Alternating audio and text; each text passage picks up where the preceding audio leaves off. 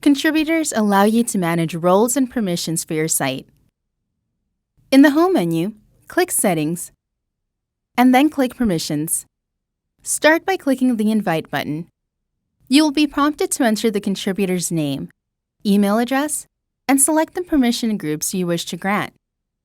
After selecting the permissions, click the Save button to send your invitation. You may cancel an invitation before it's accepted. The invitation can be edited or removed by clicking on the name of the invitee under the Invite Sent area. Once you have added contributors to your site, you may edit their permissions by clicking on their name within the Permissions area. Removing access will place a contributor in the Contributors Without Permissions section.